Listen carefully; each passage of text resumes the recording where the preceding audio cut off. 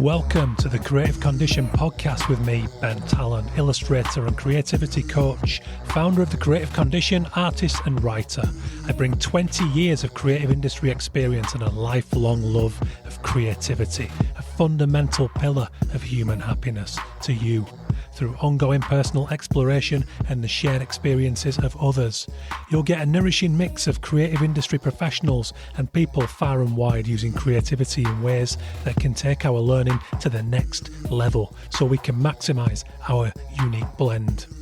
The show has been supported from day one by Illustration X, a tremendous illustration agency representing a shining global roster of illustrators and animators over at illustrationx.com.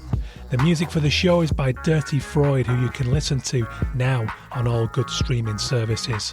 And for everything else, for my coaching, resources and inspiration, head to thecreativecondition.com. Today we're reclaiming the throne as I launch a mini campaign through the Creative Condition. What this means is, well, we've lost control of our minds, haven't we, to algorithms. Our attentions are being drained by big tech and their massive budgets. And this occurred to me a little while ago, and it's come to a head because I'm launching a very silly, a very small campaign, but it's a call to arms that the reclamation of our minds must begin with our arses, on our toilets, in our bathrooms, and it extends to bus stops, waiting rooms, reception areas, queues, and all other kinds of places where we have the opportunity to nourish our souls and our creativity. Let's reclaim the throne. This is the Creative Condition. How are you doing, guys? I hope you're well. My name is Ben Talon. I'm your host as ever. This is the Creative Condition podcast. Just one facet of the Creative Condition. It has grown, it has become my life's cause, my ecosystem to support you all in understanding, maximising and growing your creativity. So I'm back this week with something a little different, my Reclaim the Throne campaign. It seems like a big word for a little exercise, essentially. But these little exercises, these seeds we plant, can really grow. And I think that we have work to do. We've all become algorithmic zombies to a degree. I'm no different. That is the catalyst for this campaign. I realised I was far too conditioned to reach for my phone in moments where I might be doing something far better for the fulfillment I seek in my life. And I think you guys are the same. And you know what? It's interesting, but this came up. This had been on my mind for a while, and then I read The Anxious Generation by Jonathan Haidt, which is a alarming, enlightening, and essential landmark piece of literature by a New York University social psychologist, Jonathan Haidt, who set out to write one book, realised the gravity of the situation when it came to the mental health data, and his research showed that the impact of social media, of algorithms, of addiction to our devices, and the things that we were consuming online, particularly young people, and perhaps worst of all, young girls, was a full-blown crisis, was an emergency. His data showed that since 2010, when Instagram was bought by Meta, either bought by Meta or got really popular, one or the other, and front-facing cameras have started appearing on phones, that mental health statistics fell off a cliff. It's the only way to put it. It's shocking when you look at the graphs that he shows. And it's ruined a generation of young people's minds. There's a lot of work to be done to fix that. COVID didn't help. That was a factor. It's very interesting, but the girls thing tends to emanate from the root cause of vanity and comparison and appearance. The boys seem to be more diffused and centre more around toxic role models and video games. But ultimately, his argument in the book is that overprotection in the online world and overprotection in the real world and underprotection in the online world is the core cause of of the mental health crisis we're living in today. And I've been a proponent of turning that around. I'm a part of a number of school WhatsApp groups who are campaigning the schools of our kids and the local area to take action, to ban phones in the daytime, to put them in lockers, to ensure that these pollutants of minds that are not yet developed, the human brain doesn't finish developing until around 21, I'm told 23 by some people, certainly our early 20s. And what's happening is it's throwing the evolutionary development of our minds completely out, to the point where it's collapsing kids' development, and it's horrific. But one particular point in all of this, obviously that is savage for creativity, because it removes autonomy, it removes independence, time for reflection, time for idling, contentment, quiet time, the use of the unconscious, all of these things that are really, really important for our creativity are blown out of the water when we are handed these devices too young. But us grown-ups are not safe, are we? And I noticed that every time I had a little moment, let's say in the queue, okay, my wife was ill the other Christmas, I was studying Boots queue, it was a long queue. We've lost the ability to be bored and to pause and to do nothing. And that's really important for creativity and for fulfillment and for understanding our minds and our feelings. Because we don't ever pause, we remain locked in the conscious mind state where we are task orientated. So I recognised the level of threat that is posed to creativity. Something, as you guys know, is my driving cause in life, the reason for this show, the reason for podcast, my books, my work in my life. So I wanted to challenge that. So I brought humour in. And I talked to Natalia Talkowska some episodes ago on the show. Whatever platform you use, just search Natalia Talkowska Creative Condition and you'll find the episode. She's awesome. She works with psychology and drawing and runs exercises and workshops around all that stuff, mental health. And she said, forgive my crassness, but when was the last time you took a shit without your phone? Something somebody had said to her. And I laughed because it's true and we all do it. So my point is, let's reclaim that time. Let's get our own minds back and take control of them once again. Because this is not just personal weakness. There's an aspect of that. Yeah, we have to bring some strength and some resilience and some resistance and rebellion. Because this is an act of rebellion against companies who pump billions of pounds and dollars and whatever else into hooking our attention and not letting it go. It's so dark, it's overt. The documents are out there, the Facebook files about funding and in presentations overtly putting forward strategies to hook younger and younger kids on these platforms. It's completely fucked up. But what it's doing is it's torpedoing the ambitions and the potential of a generation of people, you and I. It's a scary thought when you think about that screen time. If you have that on your phone when it comes up at the end of the week and says like 14 hours or something, or a lot more than that sometimes. When you think how much of that is essential. Now, we all have comms. We have to reply to friends, family, colleagues. We have to be visible. We have to be on social media platforms. We have to spend time doing that stuff.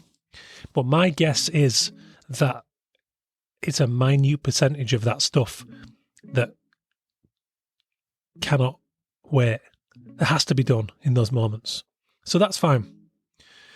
I wrote in the piece on the website over at thecreativecondition.com, in the Reclaim the Throne section, I wrote that, don't get me wrong, there's going to be sick loved ones. There's going to be kids need picking up from school early because they've banged their head. Life happens. Sometimes we need to respond urgently.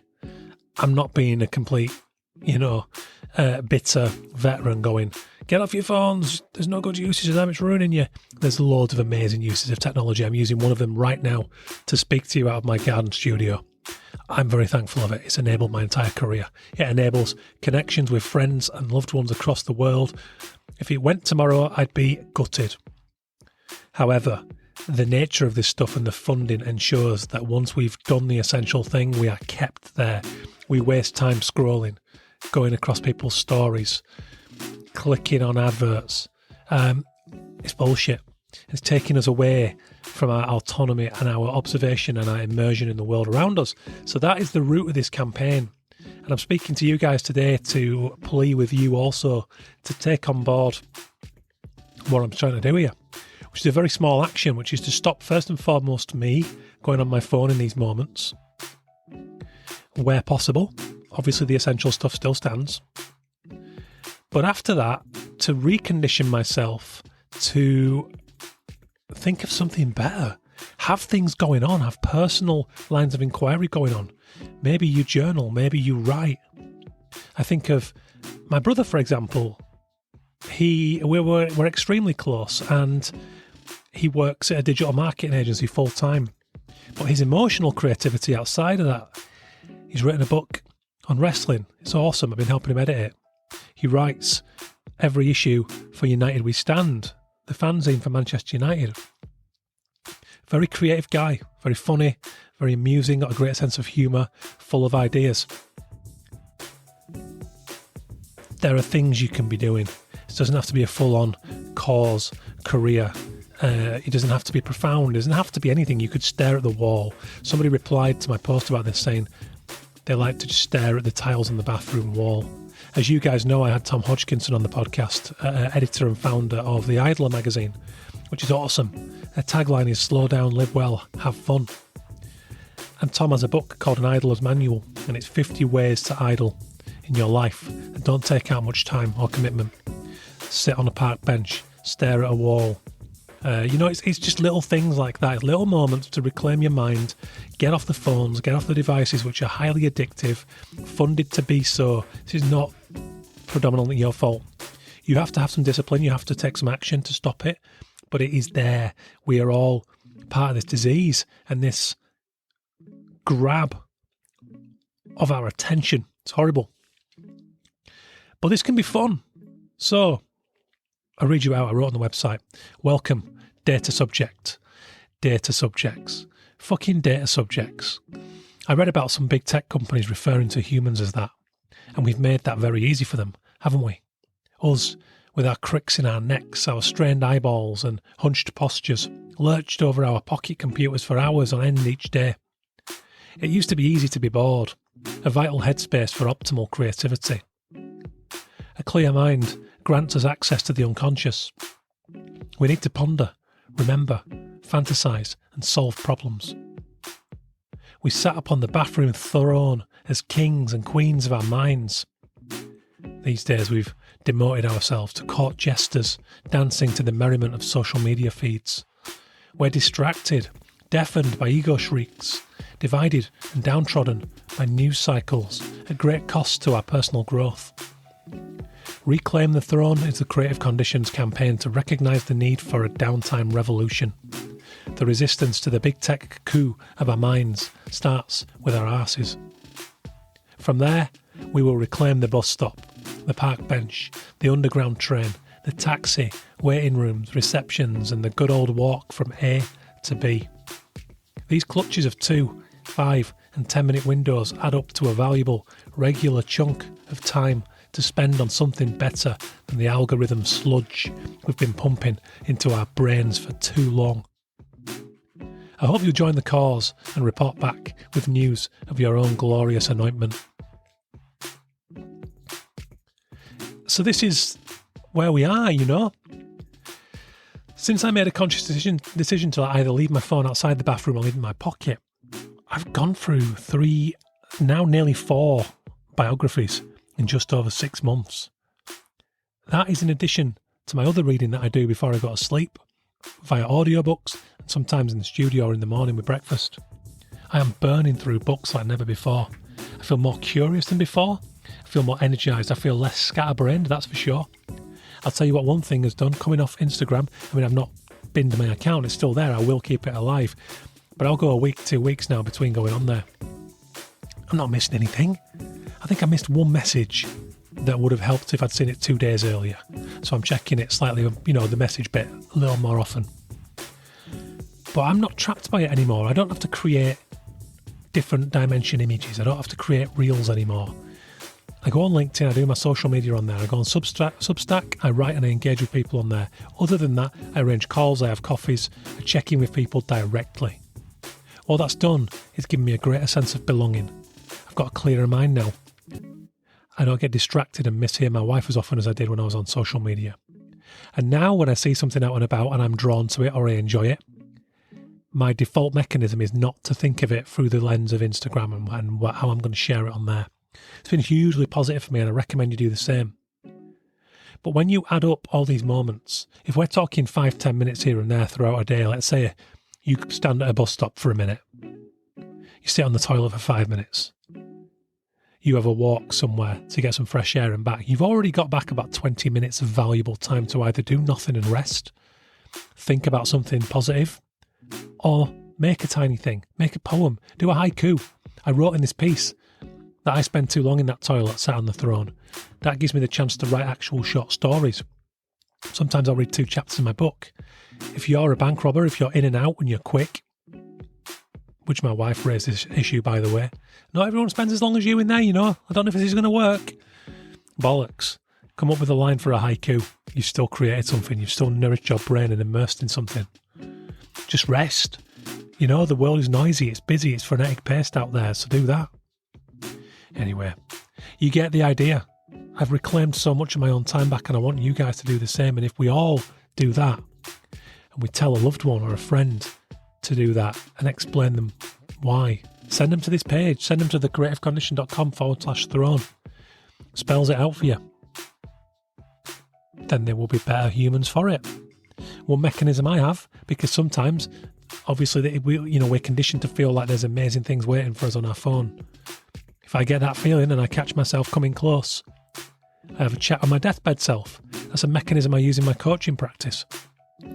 If you're about to waste time or procrastinate when you could be doing something better, go and speak to your deathbed self. Close your eyes, do an actual visualization. Speak to the person who is about to die in bed and say, looking back, you get the chance to have this time again and change it. How are you spending that time? You ask them for permission to spend your time doing what you're about to do.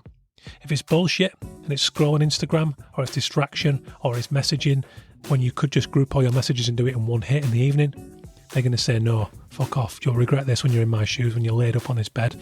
You're not yet. You're young. You've got it all ahead of you. Make it count. That's my point. I hope you're on board.